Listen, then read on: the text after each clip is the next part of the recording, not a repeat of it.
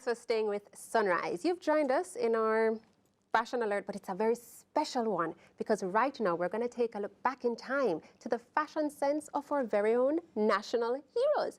And joining us this morning, we have Ayanna Gordon. She's a I want to call her a curatorial assistant from the National Museum of Jamaica. And she will share a few pieces of clothing worn by our national heroes and just how it relates to the time period, their politics, and so forth. Good morning and welcome, Ayanna. Good morning. Thank you for having me. So we're going to get right into it. But before, I'm going to hand you a pair of gloves. So the Institute of Jamaica is mandated by statute to conserve our artifacts. And as such, in handling, of course, we take the steps necessary. So we have in front of us, we'll be looking at our 1800 and 1900 fashion items, right? So articles of clothing that would be worn in that time. So the best way to understand our heroes, etc., is to put ourselves in the time. Right. So what we have is a top hat that would be worn by Norman Washington Manley, right? Excellent Norman Manley. So we have the top hat here. Well, it's this lovely gray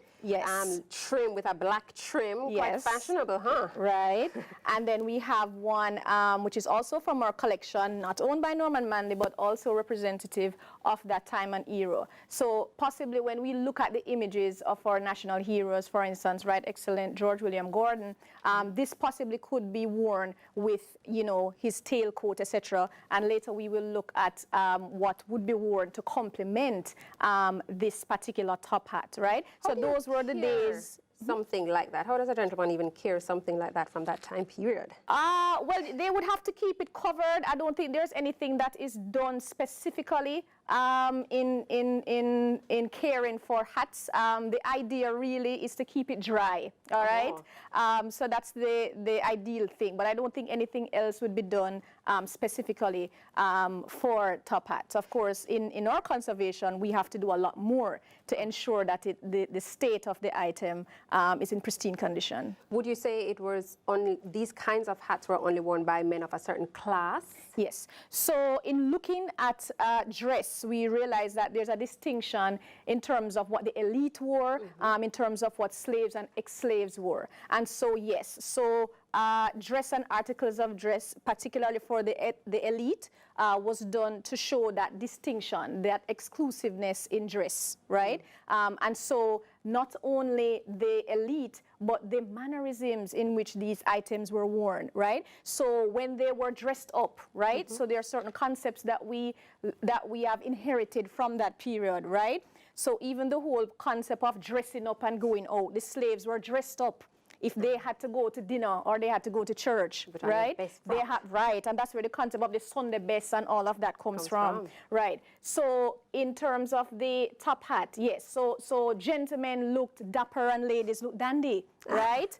And of course, for those ex-slaves, what they would do now is turn their hand and make fashion. And so what they would do in the little that they have was to be very creative with the fabrics that were available to them at the time. Still done today. Still done today. So we're seeing where it comes from. Yes. You also have on display some pieces that were worn by national heroes. Yes. So let us make our way over this side. All right. And you are going to walk me through. So let's start with this one here. What color is this? It's not quite plum. It's like a... No, not quite plum. It probably, well, okay, I don't want to get into the color variation, so what is this and who? So what we are looking at is a tailcoat. So you had tailcoats and tail jackets, right? And so we are looking at what was worn now in the 1800s, right? This item in particular was not owned by a national hero, but it is part of our collection and would have been worn accompanied with this, what we call breeches, right? So the breech, yes, please. So in the 1800s, we have to know the names of the clothing. And so, yes, these are breeches. So, for instance, Right Excellent Samuel Sharp, we know that he was a slave, and so these were given to slaves in terms of the particular outfit, breeches, So right? it's not a very soft material, but but it's sturdy. It is sturdy. You know? We also have to remember that the materials that were given to slaves were not the best for tropical conditions, but everything was imported. And so even if we look at what the military wore, very wool-like and different fabrics, such as Osnaburg, which we don't have anymore, were used, right? So wool blends, cotton, right? Very hot. And yes. It would be burning up. It would be very uncomfortable. All right, so we're going to look now at what we have courtesy of the Jamaica National Heritage Trust. So we're looking now at what the Right Excellent Sir Alexander Bustamante would have worn. And we thank them for their contribution. So this is a very casual looking shirt, yes? And so, you know, very floral, tropical, not, you know, light enough. And so in our images that we have of the Right Excellent Sir Alexander Bustamante, some of you may remember the Bermuda shirts, right, and that sort of thing. If we should match it to his personality, very relaxed, right, people person, approachable, right? Why would he wear a shirt like this? This is appropriate for wear in his time. Possibly a meeting, just everyday activities, not in a very formal setting clearly, right? So just a casual encounter, he would probably have worn this. So right? this is his actual shirt? Yes, this is taken from the Bustamante Museum. And so this also, of course, this is also very casual. This is just a robe, right? Okay. I was fascinated by the color. You know, Jamaican men are a little bit sometimes, you know, meticulous about the colors that they wear. Gray, yes, the solid, right. And, you know, even just looking at a floral shirt, you know, he probably was a man that wasn't afraid to, you know, be lighter, for lack of a better word. Comfort zone. Yes, which we should encourage, right? All right, so we're going to now look at for the Right Excellent Norman Washington Manley. So now, guys, we look at the back. So this is a tail coat, all right? Note the tail. And so we have, this is black. For 1800, darker attire would be worn mainly in the evening, all right? And as such, we have now this tail coat. Of course, it has weathered the ages. Remember, we're talking about from very, very long ago.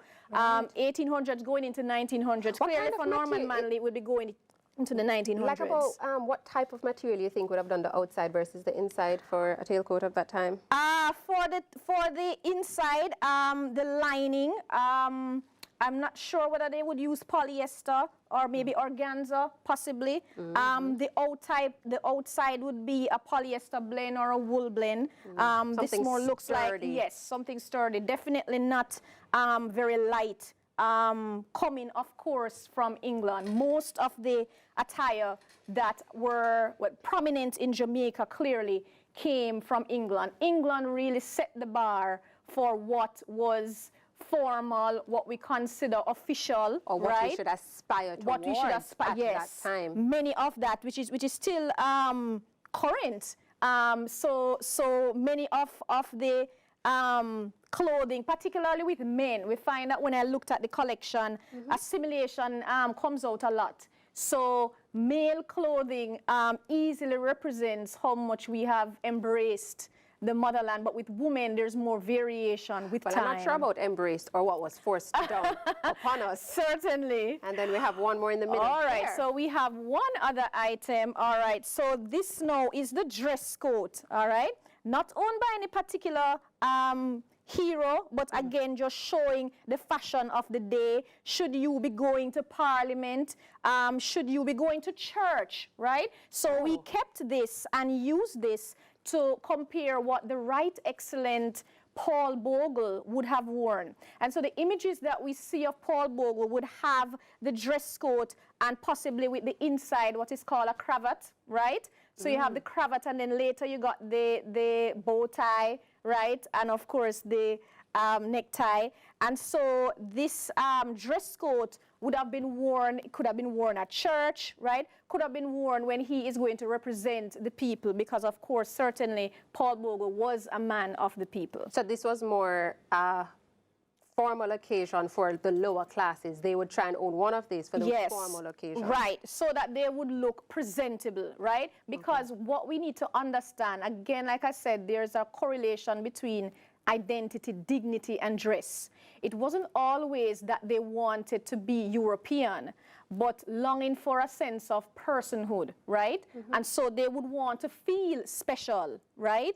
They wanted to have their tea parties, etc., and have all the social graces, because that is what was taught to them, right? So there's a lot that comes with fashion. It isn't just the clothing. It's the feeling of personhood that people wanted at the time, right? And so this is just a snippet of your collection. What else is at the museum that we could see? Any female dresses? Would we have seen any type of bandana? What were the women wearing at that time? So while I looked at the collection and of course in learning to come here, of course, in terms of, for instance, what Right Excellent Nanny of the Maroons would wear, I said, well, we don't have anything. And that actually tells us something about our heritage, that they were stripped of their dignity. But in terms of what about a headdress, like, you know, in like head wraps? Right. So head wraps, of course, is an example of our African retention, still very visible in a religious setting, because even how the wrap is done, there are different messages, right? So if you are a revivalist, the colors, the styles, all of that sends messages, right? Very typical of women in Ghana with head wraps, right? Sometimes indicative of the status of the woman, for instance, if she's married or not.